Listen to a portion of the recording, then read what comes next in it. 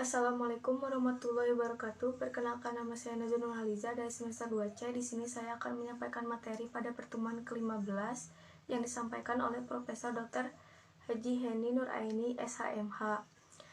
Alasan penghapus pidana. Alasan penghapus pidana yaitu alasan yang memungkinkan seseorang yang melakukan perbuatan yang memenuhi rumusan delik tetapi tidak dapat dipidana. Alasan seseorang tidak dapat dipidana karena perbuatan yang memenuhi rumusan tindak pidana tidak merupakan tindak pidana karena tidak bersifat melanggar hukum. A. Alasan pembenar, yaitu alasan yang meniadakan sifat melawan hukum dari perbuatan sehingga menjadi perbuatan yang dibenarkan.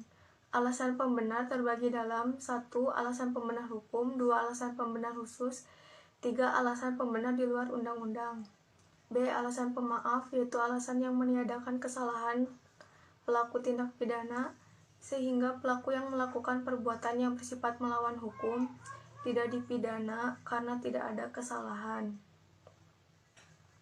Alasan pemaaf terdiri dari 1. Alasan pemaaf umum, 2. Alasan pemaaf khusus, 3. Alasan pemaaf di luar undang-undang.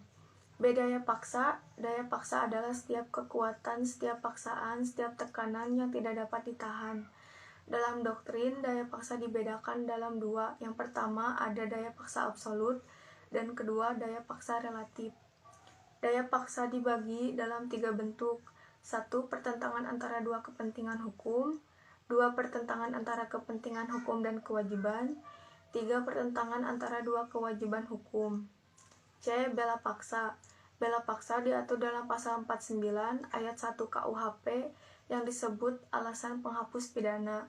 Syarat-syaratnya: 1. Perbuatan harus terpaksa dilakukan untuk pembelaan yang sangat perlu karena tidak ada jalan lain. 2. Perbuatan tersebut dilakukan karena ada serangan yang seketika. 3. Pembelaan itu hanya dapat dilakukan untuk kepentingan hukum yang dilakukan secara limitatif.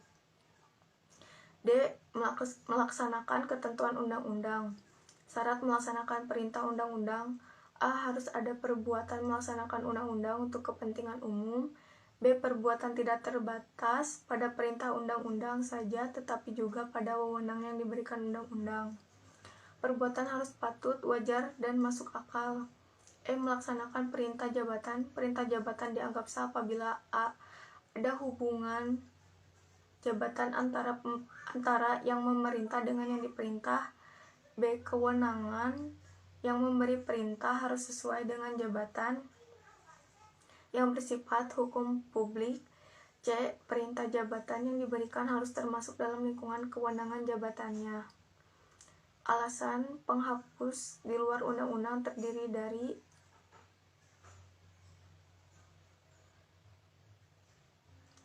A. Diatur dalam jurisprudensi, yaitu 1. Fungsi negatif dari sifat melawan hukum. 2. Tidak ada kesalahan sama sekali.